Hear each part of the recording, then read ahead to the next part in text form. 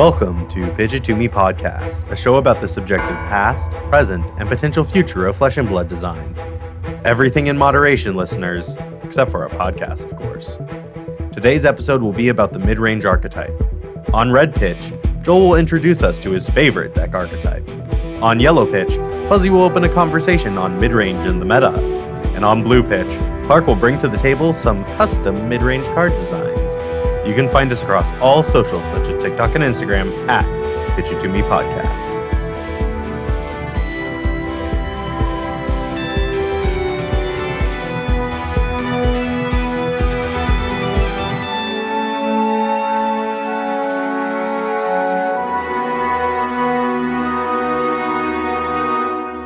I'm Fuzzy.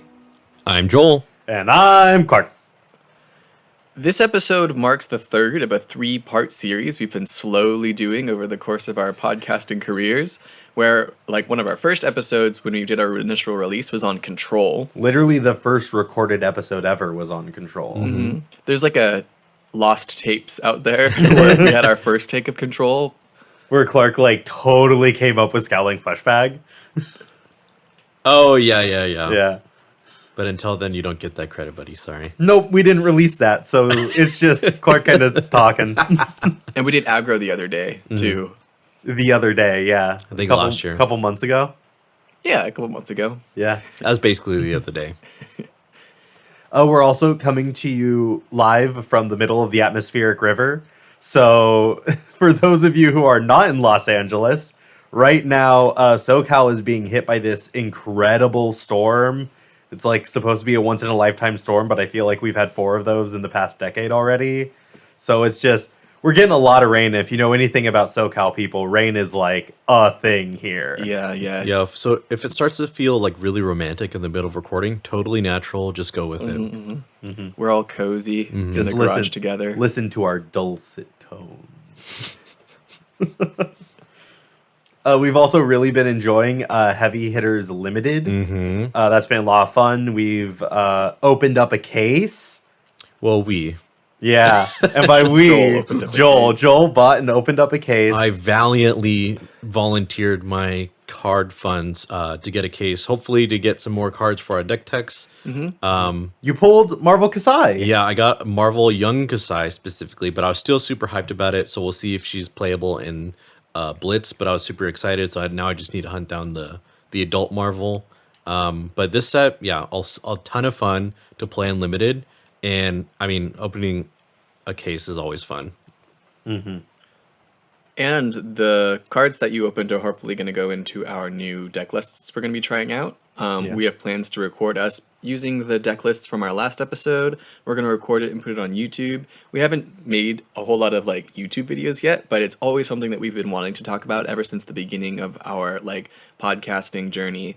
From the beginning, we were eventually we want to do all kinds of this video content. So hopefully we can produce something really sexy for you guys and you'll enjoy watching us play. Yeah. By the time this airs, I think we will have our first ever Zoom recorded guest episode, and then we'll be following it up with our first ever YouTube recorded videos. So feel free to leave us some feedback in the YouTube videos, in the Discord, about which you prefer, any ideas you guys have for improving it, because we're always trying to experiment and improve on what we've already been doing. Yeah, that's right. Not our last episode, but the episode before that. Mm-hmm. Yeah, we're really growing here in 2024. We're expanding the content. Come along for the journey. Slay. With all that being said, let's go ahead and jump into the episode with Red Pitch. Joel, what the hell is midrange? I'm so glad you asked, even though I say that every single time you pass it to me. Clark asked some great questions. He does. It's right there in the notes. So, midrange, I've kind of touched on it pretty much any chance that I could, really. It's just such a fun way to play card games in general. Flesh and Blood, it's a bit unique, so that's why I really wanted to advocate for this episode being made, even though it was part of our circuit. So I'm starting off with mid-range and other TCGs. They like to play efficient cards that ramp up in cost. If you've played Magic the Gathering at any point in the past 10 years, you probably have heard of Good Stuff decks or Jund. Jund is the archetypal mid-range deck where you play the best cards for their value at every cost curve, up 1, 2, 3, and 4. You just ramp up in value, and you just kind of shove them all into that list. So it's either Jund or it's like generic good stuff or green good stuff, whatever. You just find the best cards in an archetype or in a color and just shove them into one deck. Yeah, exactly. Jund was known for just having good cards that didn't necessarily synergize with each other. I'm running like the best 1-drops in the game, the best 2-cost cards, the best 3-cost cards. So every turn I'm going to be playing this individually threatening card and hopefully just get enough value out of playing good cards that my opponents can't keep up too much. If you really look at like what those colors do in the Magic color ply, it's like the best removal, the best creatures, and then like red is kind of weird in there, but red is really nicely hybrided with green and black on a lot of cards. Yeah, it's a very unique design space because red has like burn damage where you can just like shoot creatures or players. It also gives haste to your creatures that don't normally have haste, like green and black don't really have haste. And some good card advantage recently. They've been printing some really good card advantage. A lot of good like looting effects where you draw and discard stuff. So really good components like that make for Jund or Boomer Jund, as it's been known lately, because it's, you know, it's not really like an archetype anymore. I mean, people always like revisit it with, again, the best 1-cost, 2-cost, 3-cost cards. I love that Boomer Jund. Yeah. I like the term good stuff that you used, like good stuff because I'm just running stuff that's good. Like these are the best cards that are printed right now. I remember around the time that New Capenna came out, it was like Esper good stuff was the deck to beat. Yeah. Where it was just like, oh, I have all the card advantage, all the removal, and counter spells and draw. Yeah. And it's like I just get to run the best cards at the 2, 3, 4 slot. I've also heard the term pile. Like, yes, it's just a pile of stuff, and that all comes together really well. Yeah, there was a few examples of that in Flesh and Blood, like with Outsiders Limited, it was like Azuri Pile, because you just throw all the 3 blocks in there. So that's kind of like what mid-range is, as we've seen in other TCGs, and I think it's a lot different in Flesh and Blood. When you look at Flesh and Blood, it's a bit different because you're drawing up every turn, so every turn you want to be focusing on your hand and how to have the most efficient hands in terms of like blocking with the least amount and then returning the most amount you can off of like 2 or 3 card hands. You want to be swinging tempo, making sure that you manage your life and your armor efficiently so that you can, hopefully you've been setting up like your 4 or 5 card ideal hands to really set up your ceiling and kind of blow the other person out of the water. Yeah, there's this idea called like average value per hand, I think. It's a stat that's like tracked in Talishar that a lot of people look at or like even point to when they're like, I have the newest spicy deck brew. Look, it's getting 15.65 value per hand, right? And it feels like mid-range does a really good job of having their like curve of what is their average value per hand being higher than maybe control or aggro. Because if aggro is forced to block, they're losing a lot of value in their hand because so much of it is loaded into their offensive power. While with control, if you give them like a 5-card hand, it's unlikely that they'll get a lot of value out of every single card in their hand. A lot of the times I've like passed a Bravo, and Bravo hasn't really had a nice attack to throw. So they really only end up like throwing a blue card dominated, so like 6 dominate. It's like, yeah, that 5-card hand didn't give you a lot of value. Mid-range is really getting the most across all the different hand sizes. Yeah, just to summarize what you were saying, that's an amazing point. Control looks like a 5-card hand, and they're like, what do I do with this? Aggro is like, oh man, I need all my cards in order to do what I really want to do. Mid-range is like, I can be flexible. I can get some good value blocking. I can get some good value attacking. Whatever you throw at me, I should be able to have a plan. Yeah, I feel like mid-range, like every single turn, like I can kind of decide on the fly, oh, you're throwing a 3rd attack at me? Well, I can give you this card and just throw like these 2 or maybe just like swing a weapon and an arsenal. And and in that way, I think they can use, like you said, Clark, they can use any amount of hand size better than any of the other decks because there's like a critical mass of offensive cards and defensive cards that either control or aggro have to be juggling around every turn. But Joe, does it every deck want to do that? Why, yes, Clark. No, I feel like, and I think all of us agree when we were going over the notes for this episode, that mid-range is very, very, very core to Flesh and Blood, and it's the reason why so many decks feel like they can be like the prodigal mid-range deck. Like, if you try and ask two different people, what do you think like the best mid-range hero is? I promise you they're going to be different answers. Yeah. And like Clark, you've been mentioning that Victor is a mid-range hero, and I think he's actually like a really good control / fatigue hero.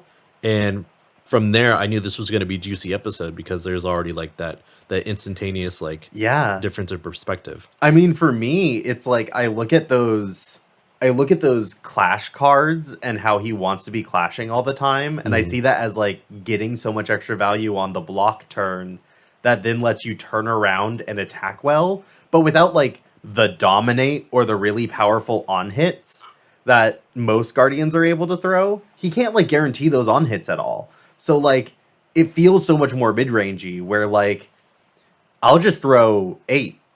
Like, I don't know, but because I like clashed, won a gold, and drew an extra card, it allows my value per hand to be like actually a 6-card hand. I blocked with 3 of them and then spent the other 3 throwing 10. Right. So like I have 19 value because I happen to clash, get a gold, and draw. Yeah, I always forget that he draws a card after every gold he makes. It just makes every like block turn and offensive turn like so much more efficient, I guess. Yeah, it ups that, right? Like he can have 6 cards. Like that's just the way that I always think about it, is like in Viserai, we're constantly chasing the 6-card hands with like a nice big Sonata Arcanix or a cash in turn. But Victor just kind of gets it by playing Clash of Strength. Or sorry, Test of Strength. Or like revealing a Golden Sun off of something. And it's like, man, I want that. It's interesting how he gets a little extra offensive value by playing defensively. That push and pull that mid-range decks really exemplify. Yeah. But at the same time, you're right. Like he probably blocks better than a lot of other heroes in this game, just in terms of he's able to run so many 4 blocks in his basic strategy. Right. I love what you're saying, Joel, about it being very core to Fab, mid-range being like a fundamental way of playing the game. And I think that shows up really well in Limited, where you don't spend a lot of time in Limited thinking like, okay, this is aggro or this is control. You really just say like, I want the best cards, and I often can't focus on synergy, especially in Sealed. You just want the cards that'll give you the best numbers in your game. Right. That's really a mid-range game plan if we wanted to put a title on it, if we wanted to put a label, you know? Usually we don't. We just say this is a Limited deck, but they can feel very mid-rangey when I'm just trying to get value out of my blocks, get value out of my attacks. You do typically find those synergies along the way, though. Like if you can find gold generation in Victor, then you're solid. You can still look for synergies in Limited, and that's usually how you're able to like blow other people out of the water, is having those crazy synergies. But a lot of the time you just have to settle for 3 for 7, block with 2 cards, 3 for 7, which feels very mid-rangey, right? Yeah. I mean, one thing I actually kind of love about mid-range strategies is that typically the way that they get higher average value per hand than other strategies is through the synergies baked into like what the hero or the class is trying to do. That's one of the reasons why I love it. Like if you think about KO has a very nice high average power per hand, average value per hand. Are you talking in Limited or in like Constructed? Kind of both. Okay. Because when KO discards a card, he gets that might, which is that +1 on his first attack. And so that promotes him to attack and discard every single turn. Yeah. And so that kind of promotes the more mid-rangey plan. As long as he is attacking and discarding every single turn, KO's feeling fine. See, I feel like that promotes an aggro plan, just at least as the way you're describing it. Because if I block with my cards, I don't have any extra to discard. It's hard for me to attack and discard.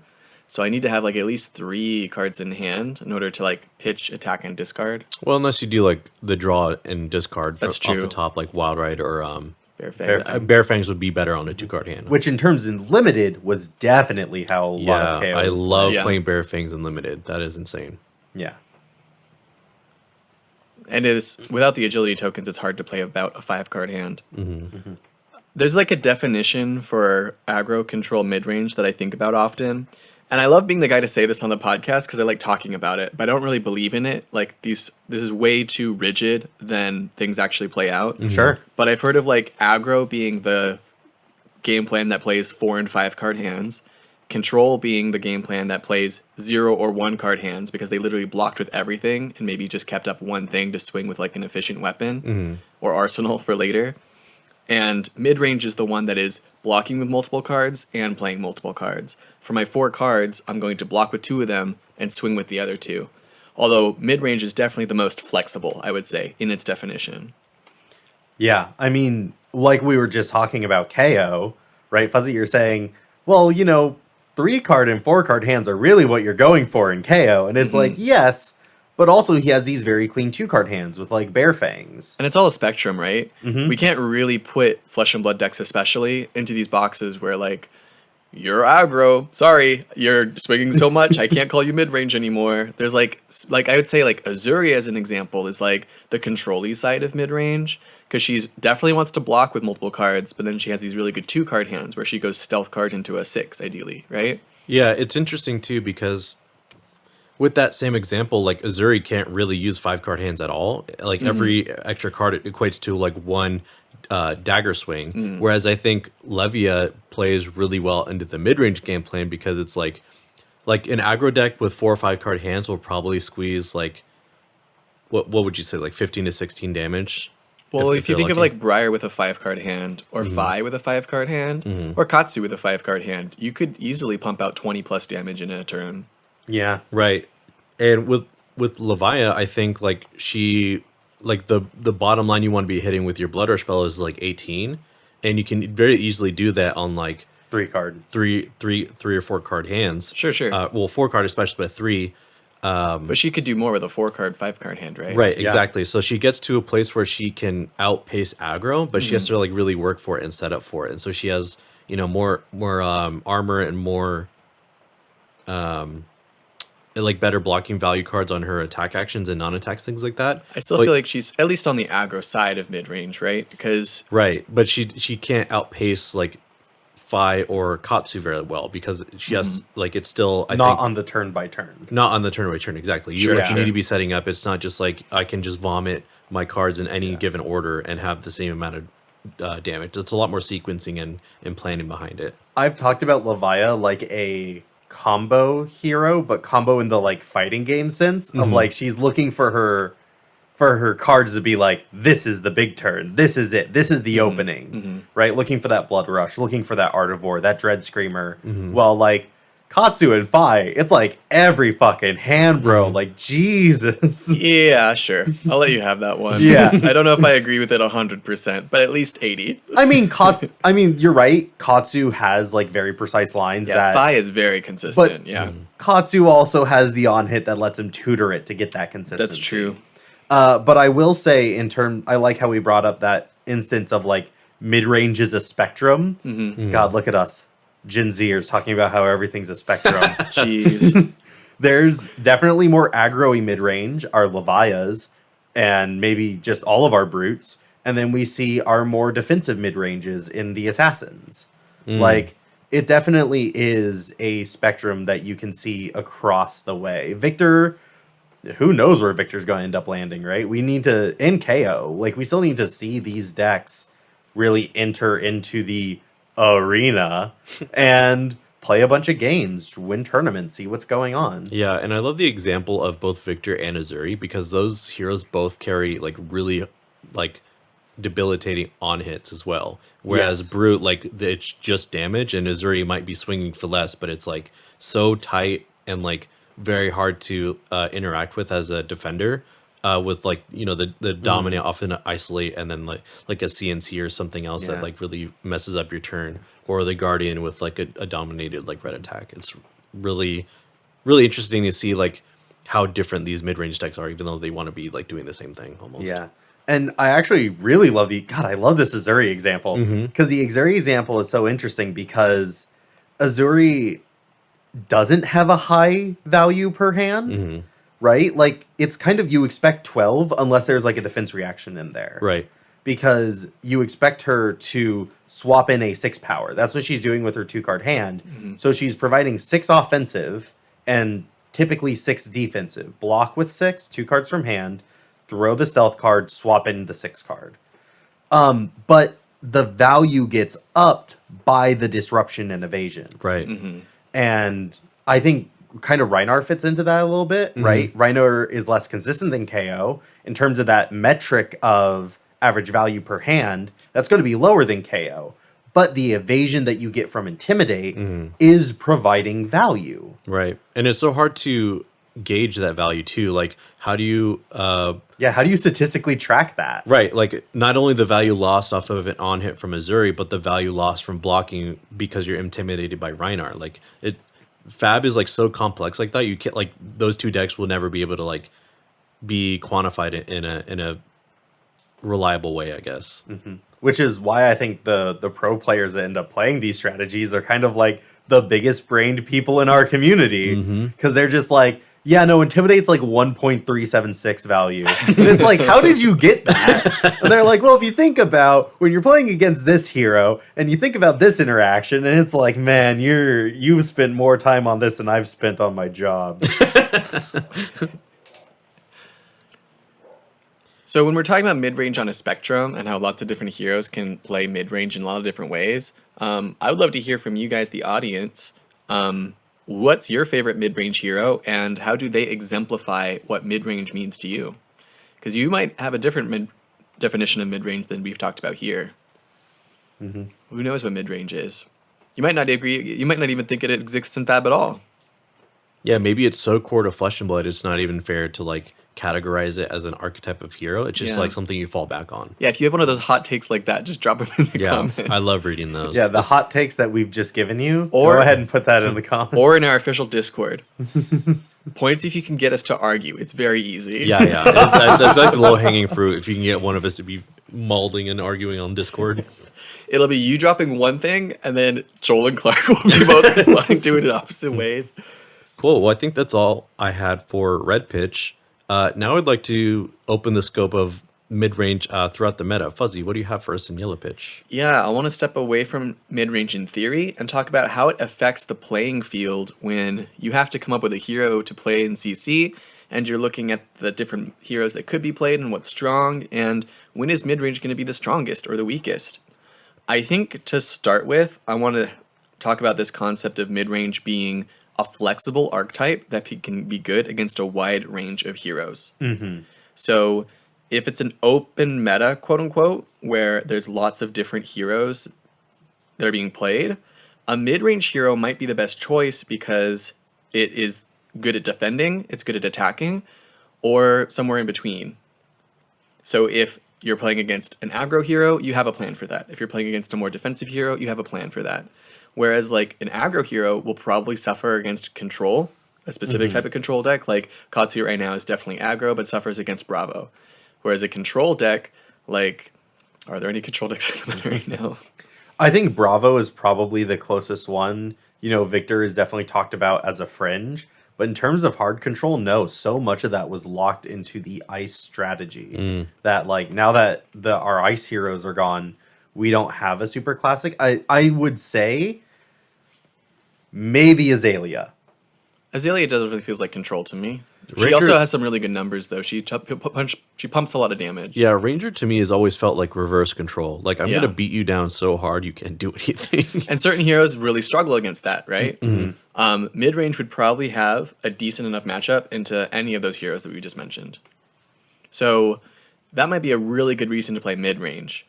However, Joel likes to talk about this a lot. It's one of my favorite things that he says, is mid-range will get pushed out of the meta when there's a extreme control hero or extreme aggro hero that is a little bit like unbalanced, right? And it's very rare that you see like an over pushed mid-range hero. Like it's hard to think about what that would even look like because mid-range heroes kind of require this interplay between, right? When you can start ignoring your opponent and just playing all 5 of your cards in your hand, your 4 or 5 card hands, and push incredible amounts of damage that other people can't deal with, or if you have a deck that's so defensive it can come up with an answer to any problem that you present it, then mid-range decks get a lot worse when it's really easy. They can't compete with these extreme strategies. Returning to that average value per hand conversation, I think that when I think about like Lexi was getting into the high teens to 20 like every single hand. Like you didn't really need to worry about it. And so when you look at mid-range, they can't block enough and return enough to keep up with the aggro that is just throwing everything every single hand. And that would obviously push any mid-range out of the meta. And then if you look at control, if there's just so much disruption that you can't even play like 2-card hands. I mean, that's definitely how it felt against Ice, right? Yeah. Ice would make you discard. Then they would make you like pay to stop yourself from discarding. And then they would also be dealing arcane damage. So you pitch for that. And then they give you 2 frostbites. And you're like, I can't even play my 2 for 6. Like it costs 4. What is this? Even in those examples, which I totally agree with, Azuri was relatively strong in the Lexi meta because her game plan was able to deal with Lexi in a way that actually returned positive damage.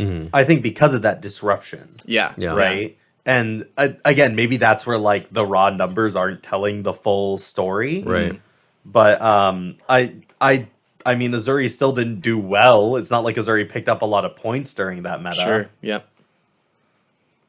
But that's also what I mean, right? Because Azuri has a lot of interesting matchups, but because there was such a low amount of people that could deal with the most aggressive deck, and also conversely the most defensive hero in the game, like it just created this weird ecosystem where like you were really forced into picking like one of these 3 heroes, and one of them, Azuri, like you had to dodge like 2 or 3 of your worst matchups in the hopes that you get the one that you're targeting, so you can place well at a tournament. It's sort of like when aggro is really strong, control is going to have to be the answer. So it pulls everything away from mid-range. Yeah. And like all the decks just start to accumulate in those outer ends. We talked about in control how it kind of has to react to whatever meta it's going into. And aggro is always like pushing the boundaries of how much damage you can threaten in a turn. And it's often really strong at the beginning of a meta where things aren't figured out yet. Right. And then as a meta develops, you kind of find how much room do I have to be defensive against the aggressive deck, or how much can I tech for the defensive deck and be more aggressive. And like you said, Fuzzy, on if it gets to the either end of the spectrum where it's too extreme, like mid-range decks just can't really compete because the 2 and 3 card hand is like especially if there's disruption in the meta, it's like you might as well just conform to something else and wait until something has changed with the meta, because it's like so unhealthy that you can't really spark innovation in a meta like that when you're just like constantly trying to figure out these two matchups.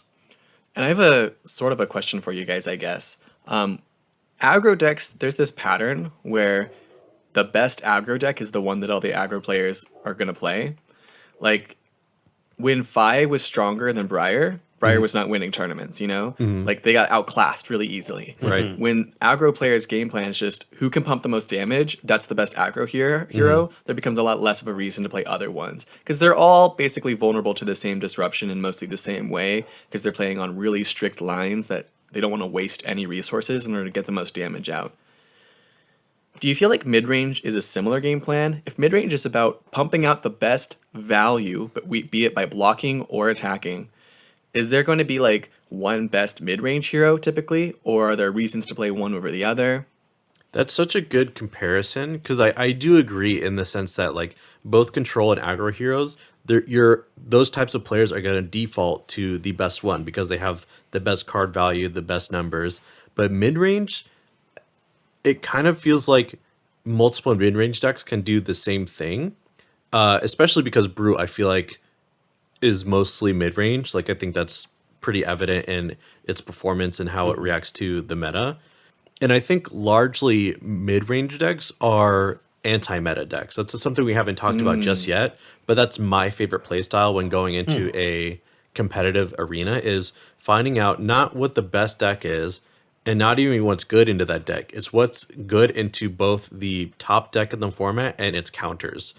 That way I have game plans into both, and I can still have like a decent core game plan that can carry me through the rest of the field. And in that way, I think it opens up a lot of mid-range decks to kind of like gain inspiration and do it better, not better, but in a different way that works with their specific hero. And I think that's where specialists come in, like where they specialize in one hero, can really have some skill expression because, like, you know, me playing Bolton, there's a lot of like really good aggro decks and control decks that I'm like, I don't care if they're in the meta. I'm really good against that deck. So I just now have to focus on like, Dromai or like Azalea, for instance. Like I just need to focus on those, and my core game plan works against everything else. I think one, I'm very happy that you brought up Warrior, because I think Warrior is a very mid-range hero that sure. we like didn't really bring up in Red Pitch. Unfortunately, I'm going to move off it, and I'm going to say to Fuzzy, like, to answer your question, when there's a best mid-range hero, does it block out all the others? Yes, with the asterisk of these weird maybe heroes, which like Rhinar and Azuri have been the two examples that we keep returning to, because they have very intangible value that's hard to describe in the evasion of their hero abilities. That's true. And I would say that the like basic numbers kind of mid-rangey heroes, yes, there will be a perfect one. It will have the best numbers, and all the others that are just trying to do that number plan will get iced out. But Assassin having this disruption and Rhinar having this evasion, I think is going to present the opportunity to still find a place, depending on matchups, what the field looks like, what's the best aggro deck, how well do they do it. Like, I think that mid-range is not going to get to the point where it's like only mid-range. There's still going to be aggro, it's still going to be control. And so if there is a premier mid-range deck, it will ice out all the other ones, but there's a chance for these couple of others to have specific tools that do well into the aggro control, and that would allow them to have space in the meta. Those are both like great answers to that question. Although like I think it is more of a thought experiment. Like again, great answers to that like thought experiment. In practice, though, I don't even think I agree with the premise, so I apologize for even asking. Wait a minute. When we talk about setting up for a meta, I think it's much more common to talk about certain heroes. Aggro control mid-range, I don't actually feel are super relevant to discussing competitive Flesh and Blood a lot of the time. And they're not... It isn't, yeah. People bring up aggro a lot, for sure, but people don't really bring up control as much as they brought up Oldhim and Icelander, which are very different beasts in their own right. Right. Or when we're talking about like, oh, I need a good game plan against mid-range, like nobody really says that, right? But they will say like, okay, this is what I sideboard in against Azuri specifically. Everything has so much finesse and detail in Flesh and Blood that in the Metascape we can paint these really broad strokes, and it's really fun and interesting too. But I can't think of a time where someone was like, oh, I want to run XYZ hero, but ABC does it a little bit better, and so I didn't. And also that's because Flesh and Blood has so many specialists, as you're saying, Joel. People love heroes first, and so many people care a little bit less about playing the most competitive or best hero when they just gravitate so much to their aesthetic or their design. Right. Yeah. In an open meta, especially with mid-range, like if you put in the reps on a hero, you will dunk on somebody who just picked up like an aggro hero or a control hero because like it seems to be the best in the meta, because you know your deck and how it interacts with the other hero. Like I can't tell you how many times where I show up to an AGE with Bolton where I shouldn't have been playing Bolton, and they have to like read my hero card. Every card they're reading, I'm like, oh my god, this is the first time you see Bolton, you know? And that on like a less exaggerated scale, like maybe somebody's been prepping for Dromai and Bravo all weekend. Surprise, you have to play against Bolton and your deck's full of attack actions. How do you defend against it? Yeah. I mean, that's also because mid-range is like, quote unquote, the field. Like if we think about what the typical conversation about a meta is, and how we've talked about it in previous episodes, aggro is the most amount of damage per turn, and then control rises to counter it, and then there's everybody else. But I also think the skill expression comes from flexibility. One thing that I like to think about is how the meta is an ongoing, evolving battlefield where all kinds of different heroes are constantly trying to figure out what tweaks they can make to their deck to get on top, right? If there's an aggro deck in the format, like Lexi, everyone's trying to think of what tweaks they can make in order to slow down that aggro deck, that way they can compete, right?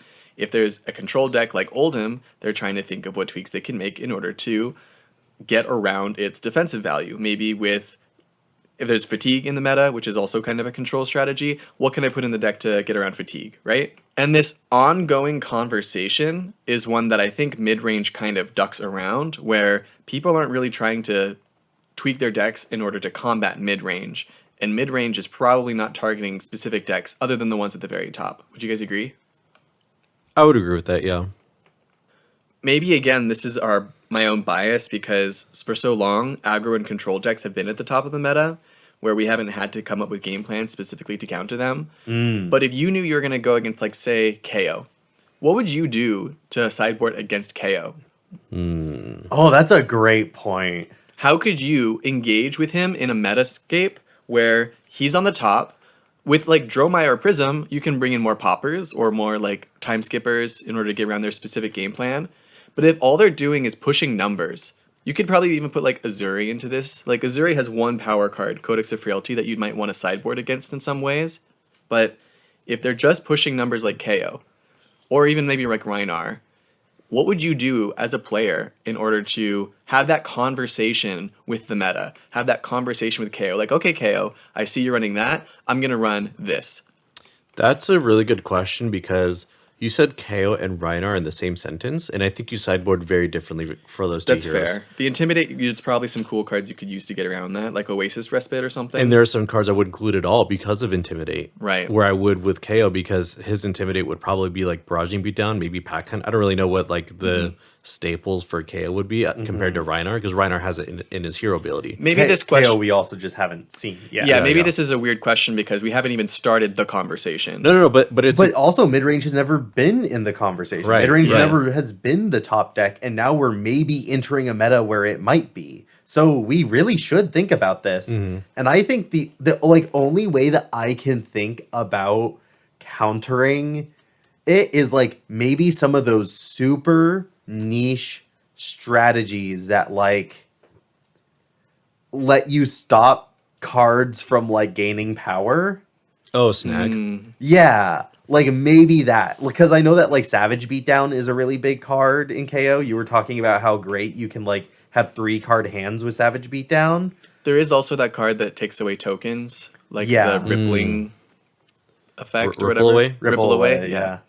So there's like maybe some of those just like really weird out there generics where you're just like, oh, this kind of like stops KO from getting that regular value that he kind of is always expected to get. But I don't know if there is a great way.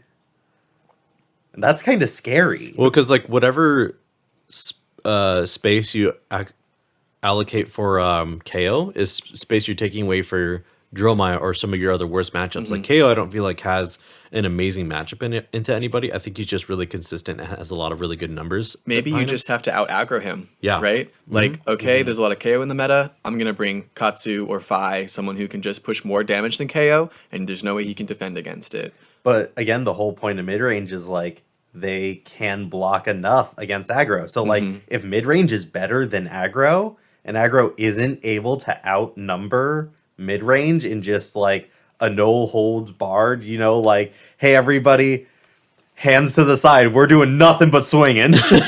There's no blocking, no dancing, no grabbing, right? This Wait. Is this the slugfest. no blocks, no bitches meta? Yeah, no blocks, no bitches. Hajime no Ippo, Dempsey roll, just fucking smacking each other. So those are kind of the things that I'm going to be thinking about in this new meta. It looks like there might be more mid-range heroes than we've ever really seen before, and I'm excited to see what Flesh and Blood looks like in this everyone blocks, everyone attacks sort of deal.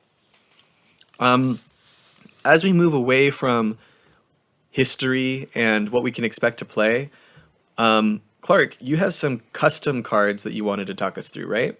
Yes. And by custom cards I wanted to talk us through, that is, hey Clark, what pitch do you want? You can come up with some cards, right? Followed by me not coming up with enough cards to fill a full pitch. So everyone's kind of come in here and helped me out. We will start with the two that I did design. So for the first card that I've designed, I call it Right Where I Want You. It is an Assassin, Majestic, 2-cost, 6 power, 3 block. All right, this is pretty classic. What's the ability? When the chain link closes, if the attacking card's attack value is equal to the total block value of all blocking cards, you may destroy a card in target hero's arsenal. So if this card gets perfectly blocked, you get to destroy an arsenal. That's pretty cool. Yes. So when I was thinking about mid-range, we were talking about that 2-card block, 2-card attack, and this felt like a really great way of promoting that. A lot of the times so if you think about this in like a mid-range to mid-range matchup, if the opponent has like maybe a defense reaction sitting in arsenal, and then they throw CNC at me, I'm super happy to play this card. I block with 2 of my 3 blocks, I blow up that D-react, and I'm happy. But if I also attack and they perfectly block it, they better get that card out of arsenal, or they better let the damage leak through, or they have to overblock it. So just so I'm understanding this card correctly, this card is meant to be like, whether it's attacking or blocking, if in this chain link, the attacking card is perfectly blocked, that's when your opponent's arsenal will be destroyed. Yes. And I like that flexibility. For mid-range, we like this idea of they can block, they can attack. And this card is destroying their arsenal, possibly, like, either way. Mm-hmm. And there are ways to get around it, like, if they use an attack reaction after you declare your blocks, Yes. then suddenly it's a big blowout because you're giving these 2 cards that you really liked, and you're not getting the effects off. Yeah. You're probably getting outvalued at that point, but it's still a 3 block, and you're still getting your block value there. Yeah. Unless, of course, maybe you, like, throw a defense reaction on top of it, but then you need to make sure that that defense reaction perfectly covers the attack reaction. Mm-hmm. Otherwise, you're screwing yourself over again. Mm-hmm. I really wanted this card to also promote the use of equipment in blocking. So, like, if someone ever throws 7 at you, you can't throw this, another 3 block, and a 2 block. That wouldn't get you its effect. Mm-hmm. You would need to find some way of perfectly covering that 7 and making that work. So it also kind of encourages some D-reacts to cover block points. But then what if they throw a 5-cost attack or a 5-power attack? Okay, now you need 2 blocks. What block value can you get out of your equipment? How regularly can you get it to work? It requires that flexibility. Yes, and in terms of Assassin with the buyback equipment, I think that's very interesting because it lets you get to find multiple instances throughout the game to try to get to that perfect block value. You know why I really like this card? It reminds me of Oldham's Ice React. Yeah. Because Oldham's Ice React, even though it sounded really unfair, like I have to put a card from my hand on top of my deck, it made it so that every time I play against Oldham, I have to be mindful. I can't really like overextend. And by that I mean, I can't leave myself open to only having 1 card that I plan on playing at the end of a chain, because I know Oldham, if he has an Ice React, he's going to see that and make me put it on the bottom. I can't even arsenal it now. With Oldham's effect, I now have to play around it by either arsenaling or using all the cards in my hand and having my finisher like in my arsenal. That way, if he tries to Ice React me or uses defense reaction ability, it doesn't really get any value. Mm-hmm. Similarly, with this card, against Azuri or Assassin in general, I want to avoid not having an arsenal because of Codex of Frailty. And now this card makes it so, like, even if I like keep my arsenal parked, as soon as this blocks, I have to kind of like react to it in a way where my arsenal isn't just sitting there while I'm attacking, because then I just lose it. So I have to like start off with my arsenal card or keep an attack reaction in there. That way, or an instant, I suppose. That way, I can actually react and play around this ability and not get blown out. So it seems a little overwhelming, like just destroying Arsenal on defense or attack. But I think there's ways around. There's a lot of agency. Yeah, a lot of agency to it. So that's I wanted there to be a lot of agency. Yeah, Both players have a lot of agency in how this card will play out in deck construction, in how you play the turn by turn, in all attacks and blocks. It's always going to be relevant and interesting. I like that design a lot, Clark. Mm-hmm. Moving on to my next card, Power Channel, a Mechanologist common. 0 cost, thrice per turn. You can, at instant speed, spend a resource to gain +1 power and +1 defense. It is a 3/3. 3 power, 3 block. So it's a 0 for 3 with no go again. Mm-hmm. But no boost either. But you can spend a resource to pump it by 1, and you can do that up to 3 times in a turn while it's on the combat chain. Yes. Also on block. So this can become a popper if you spend 3 resources into it. 2-card popper. Okay. It's not good, but it's an interaction. And it's very flexible. I'm really liking how flexible your designs are. It's also just like a 3 for 6, which is like technically below value, but it's in reactions. Yeah. No, better. It's in instant speed. Right. So 0 for 3, and then you can pump it up to 6, like in the middle of reactions or before damage. Like it's an evasive 6. Yeah. So if you're at 3, you kind of always have to block it because they are just threatening. Like after blocks before damage, like when you can't play defense reaction, I'm just going to pump it by 3. Yeah. Really strong.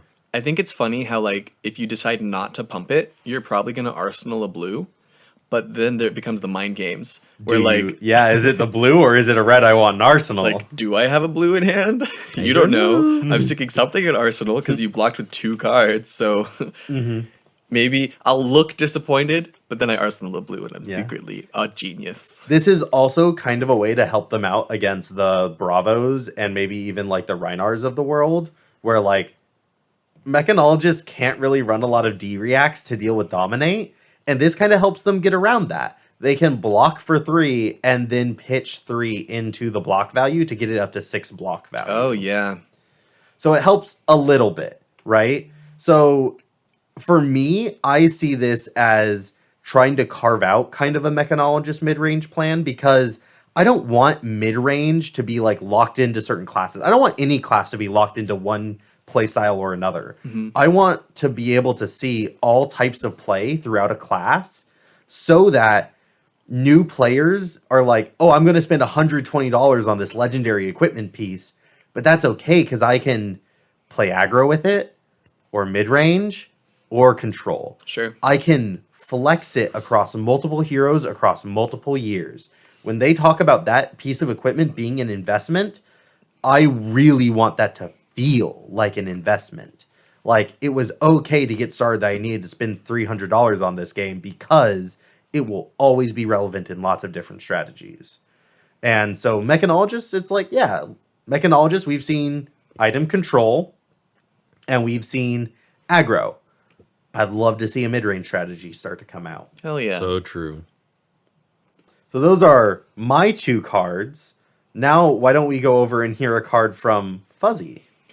So I had 2 different designs I really liked. I think I'm only going to talk about one today, and maybe you'll get to hear the other one at a later time. I'm just going to back pocket it. I was thinking about, like, what is mid-range to me? And mid-range, to me, I like this concept of, like, I am blocking and attacking. I'm doing both. I am giving you cards before my turn, and I am sending efficient cards on my turn. So I thought of, like, what mechanic already exists that really exemplifies that? It's Unity. Unity is a bonus effect when a card defends with another card from hand. I'm calling my card United Front, although it's a common that can be played in any class. It's a generic. I'm imagining it costing 2 to attack with it. It's a 6/5/4 power card, depending on if it's red, yellow, or blue, and it blocks for 3 every time. I think all the Unity cards right now all block for 2, so this would definitely be a little bit pushed in that sense. It's a very high value card, even at common, so maybe it is a little bit strong, but blocking for 3.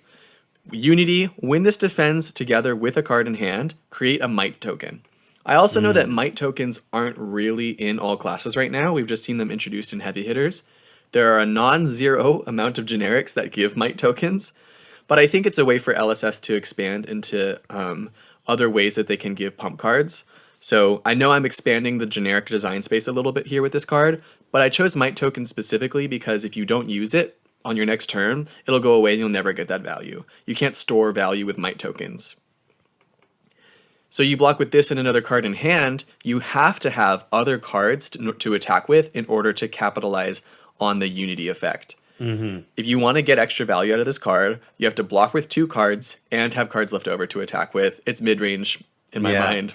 I actually kind of love that. For me, mid-range very much are those cards that kind of break the math of the game. Like, how else do they get over the, like, classic generic math that we've talked about before?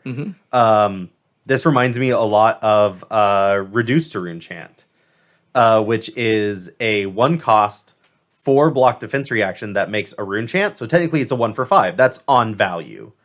But if you control a rune chant, it costs 0, and now it's a 0 for 5, and it's above rate. This kind of feels similarly, right? Right. You can get 3 block value on it, but if you block with another card, if you fulfill a condition, you actually get 4 value on block from an attack action card. And that's really great. I like this card a lot too. It makes me think of, I like the Unity mechanic in general. Like Dust Till Dawn was a really cool set to me. I liked how they kind of like had the Avengers Infinity War like aesthetic going on where everyone got one. Even Oldham, who like literally just Living Legend like a month or so before Dust Till Dawn came out. Yeah, that was funny. And one thing I really like about the Unity cards is that they're very specific to whatever hero had it. Like this is obviously generic, but Oldham had one where I think you like create a frostbite or you free something, and It was destroy an equipment or free something, I think. Yeah, something like that. And then Briar had one where you create like an embodiment of Earth, which obviously buffs it in terms of defense. So this card makes me like want a whole circuit of Unity cards where like you create a Vigor, you create an Agility, like stuff that's relevant to your class. So you can like pick and choose how you get these tokens. Because I don't think these tokens are going to stay for only Brute Warrior and Guardian for very long. Also, I think more heroes should have Unity effects. Like imagine Fi gets like a second Phoenix Flame from his deck or something. Oh, that'd be cool. You know? I would actually kind of love if this, rather than a generic, if we use the Unity make a relevant token and you just put one in every single class and talent. Yeah, that's what I'm saying. Like I want like a circuit where you can kind of like fill in your deck with like the tokens you might want, and then obviously having something catered to your class would be just be really flavorful, and it'd be interesting to see like what different heroes get what to maybe help their game plans for the worst matchups. Yeah, that'd be really cool in the PvE product. Yeah, that'd be really right. cool. You get like the little PvE starter deck, and it comes with a playset of these. We're giving these away, giving these ideas away for free. At this point. We really just need to like send this LSS. Well, I'm pretty happy you guys liked my idea so much that you're wanting to ship it out to Legend Story Studios. Joel, did you have any ideas for a? Yeah, so I actually wanted to challenge myself and print a Light Illusionist card. I think that's what's going to help me like become better as like a designer if I ever want to actually become one later on. So I just want to design something that I don't normally play. This was largely inspired by Soul Reaping and Bolting Blade. Soul Reaping is Chain's legendary specialization where it costs 6, but you may, instead of paying that cost, you can banish any number of cards of Blood Debt, or any number of cards from your hand, and any number of Blood Debt cards you banish, you get a resource. And Bolting Blade says, or it's a 4 for 7, and it costs 2 less for each time you've charged this turn. And so this card is called Invoke the Brigade of Soul. I don't really know why I called it that. It just sounded cool. Of course, Soul has a brigade. Right. We're exactly. them. This is, I'm imagining another 4-cost attack action with 3 block and 4 power starting out. And its first line of text says, you may put any number of auras and or angels you control in the arena into your soul. Reduce this attack's resource cost by 1 for each card placed in your soul this way. And this card gets plus X power for each card put into your soul this way, and has Phantasm Go again, like the normal illusionist stuff.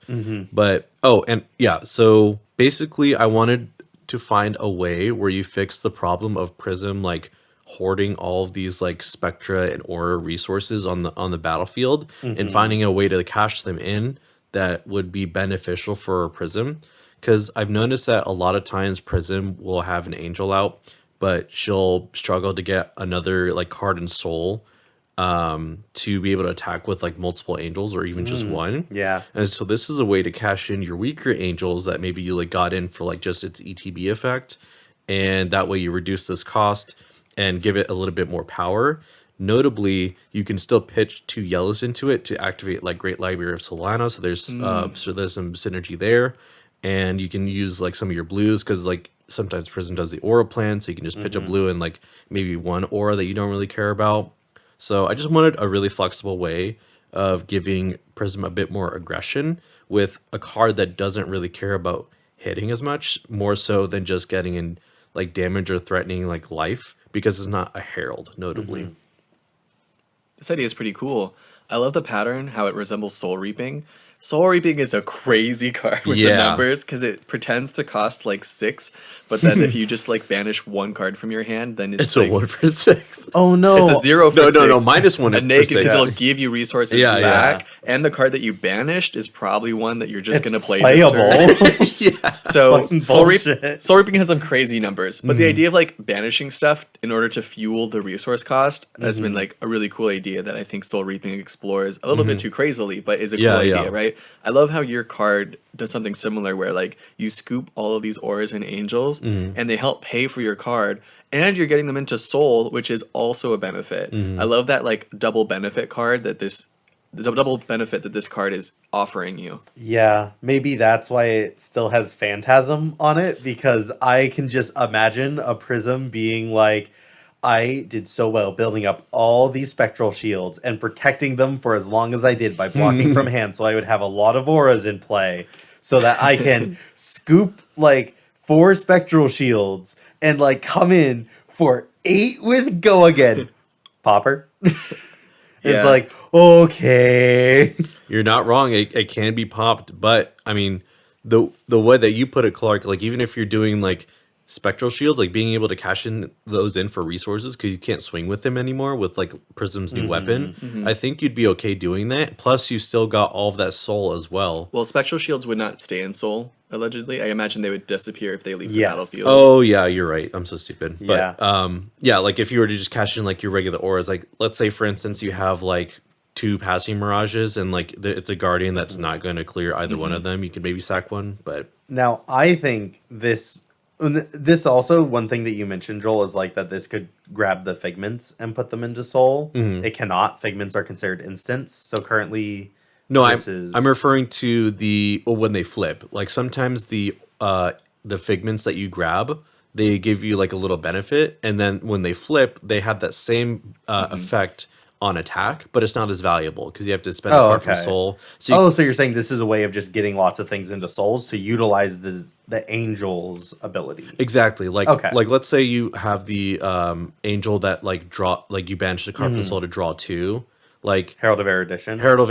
The cracked one. Yeah, the cracked one. Like if you have that one plus like maybe the one that like gives you a ponder or gives you like an extra spectral shield, and you don't really value those as much, and you have nothing on soul, you just put the angels you don't want and you start swinging with the erudition, so you can start drawing more cards. That way you can kind of play with the resources a bit, and it takes pressure off the opponent as well, so it's not like such a swingy matchup, or at least that's the intent. Yeah, but it can just get popped. But then you still have all those cards in soul. So you still have a lasting benefit. I know you're losing like your auras hypothetically, but you also still have access to Phantasmal Footsteps as well. Yeah. Attack actions getting popped means I just get to go on with my turn after. And they would need 2 poppers to stop like a follow-up attack with the Herald, which is what you really want to hit anyways. So I think there's some agency that the Prism still has, even if this just gets like a 0 for 8, but it's popped, you know? Yeah. Joel, Fuzzy, thank you both for saving my ass on this pitch. I definitely didn't come up with nearly enough cards. I thought this was a really fun way to do blue pitch too. Sometimes we'll like put all the weight on the shoulders of someone. Like, okay, you got to come up with like 5 custom cards for this Figure it episode. out, doofus. But I like how we all got to share designs today. Yeah. This episode as a whole felt really collaborative, and I really enjoyed it. Same. So with that, I think the blue pitch is over. Let's go ahead and move into our Arsenal Zone. Listeners, the Arsenal Zone is the part of our show where each of us shouts out a card that we've been thinking about lately for good, bad, or ugly reasons.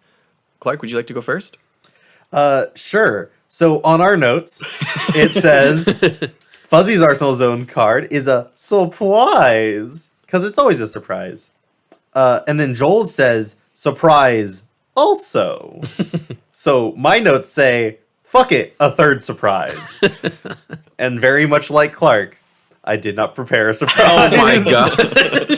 So I'm going to come up with something on the fly. Joel, I do you have anything? No. I can do this. Okay? I am going to talk about a card that I traded away today. Ooh. I am going to talk about Smashing Performance. So Smashing Performance was a Brute expansion card that came out recently. Oh, that was my card too. It is a yellow, 3 cost, 6 attack, non-block. It says, when this attacks, draw a card and discard a card at random. If the discarded card had 6 or more power, destroy target item. No. It's destroy a random item on the It's arena. random item? God, this card's so bad. Yeah, we always forget how bad it is. Anyhow, its price spiked real high because KO wants this over Arg Smash. So it's actually very interesting when you look at like a Brute deck building. We talk about how important 6s are to Brutes. And yet, because we've acknowledged that we won't have the 6s that we truly want, we'll like run non-attack action cards. Like, we're very comfortable with it. But now that KO is kind of coming up and people are like, oh man, KO's looking kind of good, people don't want to run any fucking non-6s. Like, they are like, no, as few as conceivably possible. And that makes Smashing Performance really important in a meta where Dash was performing very, very well. The meta right before. So if we're really concerned about like dealing with items, we need the Brute cards that destroy items, and Arg Smash isn't an option for KO, even though it totally is, because Brute has been doing fine with like 12 misses in our deck for the past how many years? And now that KO's like, oh, I don't have to run non-6s, I don't wanna. It is kind of funny like that. So I think it's a very interesting moment of like deck building that's happened, and I kind of wanted to point it out, and how it's wild that this card is just spiked super high because of that. What about you, Joel? So my surprise was actually surprise because my card is Nasty Surprise. Ooh. So Nasty Surprise is a brand new Majestic generic that came out of Heavy Hitters. It's a 0 cost, a blue pitch, 2 power, 3 block card. And it says, when an opponent's effects put this into your graveyard from anywhere, create an agility, might, and vigor token. Like anywhere? Anywhere. So that's like from the top of your deck, from your hand, from your arsenal. I'm pretty sure. Yeah. But Or even the combat chain in very other specific circumstances. But it couldn't be from like you blocking with it. It can't be from regular combat chain. Yeah, exactly. So if I'm blocking with it, it won't give me the tokens. I was just thinking about this card because Fuzzy wrote down that he had a surprise, which he always does. I just decided to play off of it this time. But I really like this card because it interacts with Pummel in an interesting way. And if Icelander was a thing still, and if Lexi was a thing still, like there are some discard effects that they have that I could get extra value from. Crippling Crush. Crippling Crush. Well, that's random discard, but if they play Terra Sunder, I can choose to... I mean, you can still randomly discard this card. Yeah, there's a chance to randomly discard this for sure. But I think it's just like a versatile blue. Like if you're running low on like utility blues, this is kind of interesting. Especially if the meta like has a lot of people that disrupt and discard from hand. Like, you know, if is Zuri like, oh no, that's Spanish. Yeah, I like it too because not every hero, like we said, has access to agility, might, and vigor tokens quite yet. So there are some instances like maybe even Katsu and Fi want to run this because it's a 0 cost blue pitch for Kadachis, and they can use it to defend against like Azaleas, like Seek and Destroy, or any of the discard effects from their bad matchups. I just think it's going to have some really niche uses if it can find its way into lists. I know I'm going to be testing with it along with some other blues that came out in this set. Just wanted to shout it out. Yeah. I'd love to see like Fuzzy's Necromancer idea with the milling and like running that in your deck as something. It has to be an opponent's card effect. Oh, it has to be an opponent's card effect? Yeah. Then it's a counter against Fuzzy's Necromancer.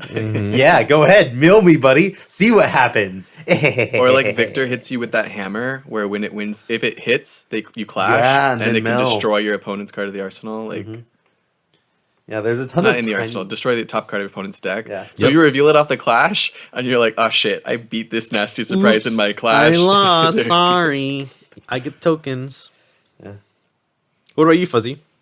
So My card that I wanted to shout out today is just a card that I've enjoyed in heavy hitters. I kind of knew this card would be strong. I don't think it's a secret that this card is strong, but it's Wage Agility, red. Oh. Wage Agility is like so good in this format, especially if you're Kasai.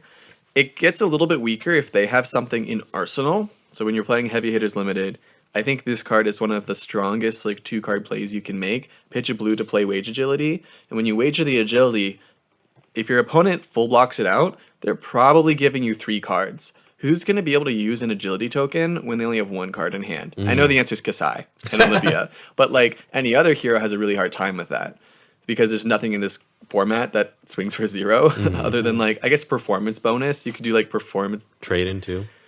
From hand. Yeah, but if you're playing it from hand, you're not going to follow it up with anything on a 1-card hand. Weapon. True. On a 1-card hand, what are you pitching? Oh, yeah. Yeah, I suppose so. Maybe some fringe scenarios with like Victor making the gold off of performance bonus. I don't know. But my point is, it's really hard to use that agility token. So you can wager for free, basically, with like little to no downside if your opponent has no arsenal. If they have an arsenal, then it gets a lot easier to use it, right? Then you're talking about a 2-card hand. Or maybe you can use Go again to swing with an attack, take a card out of their hand, and then follow up with Wage Agility. Crazy killer play, right? And of course, your opponent can always just have a test. Yeah, if they have a test, it gets a lot better. That's what happens to me. But 3 for 7s are also just solid. You don't even have to wager this card. You think their arsenal's really strong and they're going to do something crazy, you can just throw a 3 for 7 at them and not worry about it. And you see the like look in their eyes like fade away as they like, oh man, I don't get an agility token. I also want to point out, in terms of constructed, this seems very, very good in Olympia. Okay, yeah. Where you can like swing a weapon with Go again and then follow up with this. Yeah. Wagering, right? So that they're encouraged to block the Chaining- weapon and then they have to deal with this afterwards. Yeah, chaining wagers and weapon attacks with Olympia sounds really, really strong, especially like when you're just getting gold at every single attack too. Yeah. He's another warrior that I think is going to be stepping into the attack action space with Bolton a little bit. Yeah, for sure. Only rather than those small ones, I think it's going to be like these big wagers. It's a nice change. I really like where Olympia is going to be at with these big wager attacks. And Wage Agility works with all of your pumps. It's a Brute Warrior hybrid card, but it's a class card. So Warrior has a lot of these new cards from heavy hitters that pump just Warrior attacks, especially the ones that Olympia uses. You can stack a couple wagers on this thing and get a couple different tokens. Or in Brute, there are like even 0-cost pumps from like older sets that are able to pump up a Wage Agility. Means that you're probably going to get that wager off. Again, you get it high enough, you can basically wager for free because agility specifically, probably more so than any other token, is hard to use when you don't have a lot of cards in hand. You know what? Oh, God, do I want to build Olympia? I think you do, Clark. That's what I'm hearing. I hadn't even thought about it And until just Fuzzy's now. just psyopsing us to build Olympia, and then he builds the counter to Olympia. I pulled the Olympia hero card. Not the Marvel, but I have the Majestic hero card. Well, I'll tell you what, Clark. I have a copy of Wage Agility for both you and Joel that I'm going to sign and hand to you now, so you can use this copy if and when you build Olympia. Wait, holy shit, you're giving us a card? Bro, thank you. Yep. I definitely don't I think have I'll make it a tradition on this podcast. I definitely don't have 19 copies of this in my bulk. Not like this, you don't. Not like this one. This True. one is fuzzy sign. A 1 of 2. It's special. If this card blocked for 3, I think it would be insane. Oh, it would be broken. More so than it already is. There's some of the other wage cards that I feel like could block for 3 and not be crazy, but this one I think especially is just... Yeah, agility is just so strong. In this Wage set. Vigor could block for 3 because sometimes, like, you build your deck to use your resources. You're not like, man, to play this game, I need a Vigor token. Yeah, seriously. 1 for you and 1 for you. Thank you, Fuzzy. Fuzzy. I think that about wraps up our podcast. I really enjoyed this episode with you guys. I don't know what archetype we would talk about next. Combo. I think. Oh, I was just gonna say we're out of archetypes, but I was quickly proven wrong. We could fit combo in here, I'm sure. Oh yeah, I got some stuff to say. Yeah, before we wrap up, we still want to hear from you. What is your favorite mid-range hero, and why does it exemplify mid-range? What does mid-range mean to you, and who exemplifies it the best? Why is your favorite hero a mid-range hero? Please submit in a 5-page essay, MLA format. And Email it to pitchittomepodcast Yeah. @gmail.com or in the comments or in our Discord. We accept the essays everywhere. And we will send you a picture of us all giving you your essay a thumbs up, and we'll send it to you on a Discord DM. Just one big thumb in front of the computer No screen. grade, just pass. Thank you all for listening. We'll catch you next week. Bye. Bye.